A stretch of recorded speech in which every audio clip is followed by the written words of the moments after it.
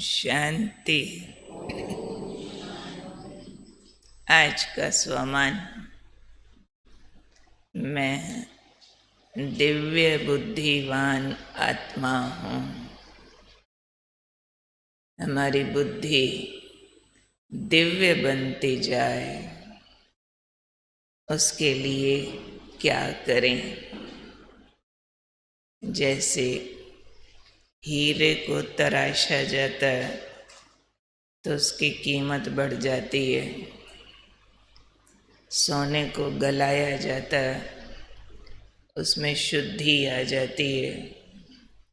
ऐसे बुद्धि में दिव्यता कैसे आती है? आज बाबा ने कहा मनन शक्ति से।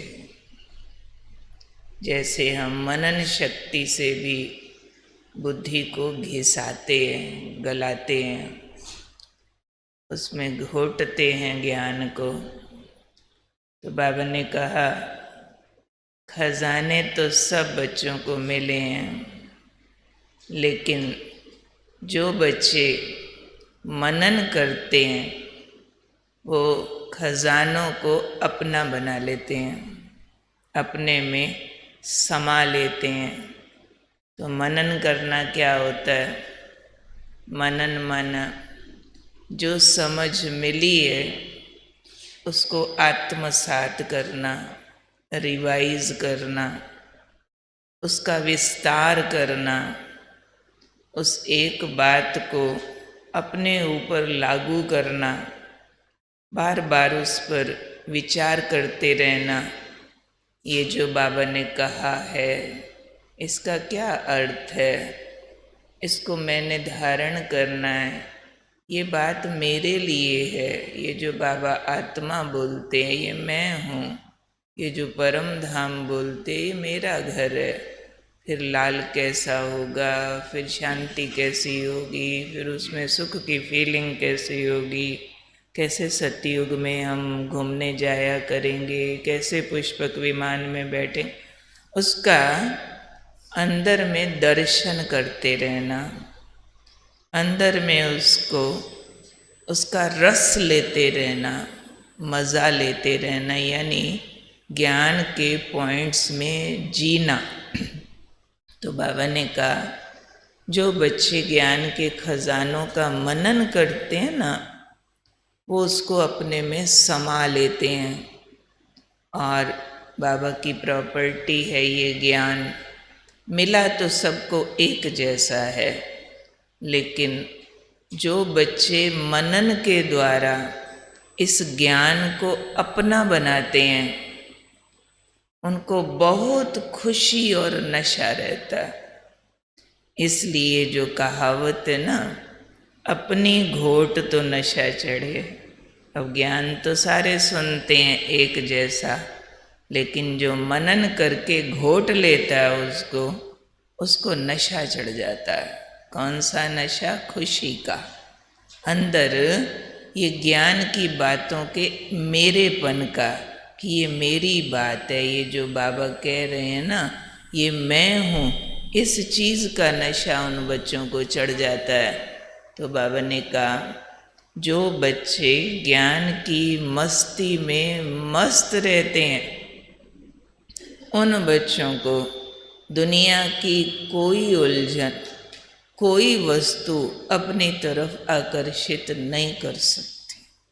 कितनी बड़ी ताकत है मनन शक्ति के अंदर। ऐसे बच्चों को ही दिव्य बुद्धि का वरदान मिल जाता है। तो हाँ, बस मुझे नहीं चाहिए उधर ही। तो ये दिव्य बुद्धि का वरदान पाने के लिए हमें मनन शक्ति को अपनाना है। जैसे दही को मथो तो मक्खन आ जाता है, ऐसे ही ज्ञान को मथो तो ताकत आ जाती है। अपने लिए जीवन परिवर्तन करने की शक्ति, नेगेटिव को पॉजिटिव में ट्रांसफ़र करने की बुद्धि जागृत हो जाती है।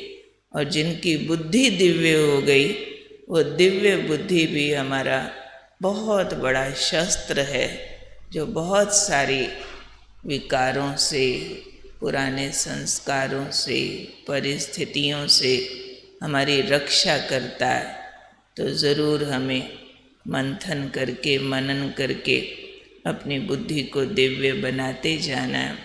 आप सबको ज़रूर ये भी मालूम होगा कि अपने योग की 4 मुख्य अवस्थाएं कही जाती हैं, और उनमें सबसे पहली अवस्था है योग की मनन चिंतन। तो मनन चिंतन अगर हम कर रहे हैं ज्ञान का, और उसको विजुअलाइज करके पर्सनलाइज कर रहे हैं, तो समझो हमारा योग का ही वो चार्ट बन रहा है। वो भी हमारे योग के समय में काउंट होगा, क्योंकि उसमें भी आत्मा उन्नति को पा रही है, परिवर्तन हो रहा है। मनन के द्वारा हमें बहुत सारी उलझनों के सॉल्यूशंस मिलते हैं, बहुत सारे गहरे राज बुद्धि को टच होते हैं। और आत्मा की जो 7 एनर्जीज हैं, उसमें पहली एनर्जी है ज्ञान, जो 7 गुण हम आत्मा के कहते हैं ना, सुख, शांति, आनंद, प्रेम, पवित्रता, शक्ति। पहला है ज्ञान। तो ज्ञान यानी सत्य समझ, विजडम। तो विजडम तब आती है जब हम मनन मंथन करते हैं, यानी बुद्धि दिव्य बनती है। जैसे दुनिया में इंटेलिजेंट लोग तो बहुत होते हैं, वाइज लोग कम होते हैं। तो इंटेलिजेंट तो पढ़े लिखे सारे होते हैं, लेकिन वाइज होता है जिसको राइट रॉन्ग की समझ हो, कब क्या करना है क्या नहीं करना, जिसकी व्यवहारिक बुद्धि बहुत कुशल हो, जो अपने को पाप से बचा सके, जो अपने को दुखों से बचा सके, जो राइट वे पर जिंदगी में चल सके। तो सारा ज्ञान तो जनरल है, लेकिन ज्ञान को हमें अपना बनाना है मनन चिंतन करके। तो आजकल देखो, हम सबको याद की यात्रा में एक टॉपिक रोज़ मिलता है लिखने का। तो बहुत भाग्य है जो हमें पुरुषार्थ के लिए मार्गदर्शना मिलती रहती है। तो हमें उस टॉपिक पर ज़रूर लिखना चाहिए, और फिर लिख करके भी चलते फिरते काम करते उसको मन में रिवाइज करते रहें। लिखेंगे तो मन में ज़रूर फिर उसके आगे पीछे घूमेगा भी।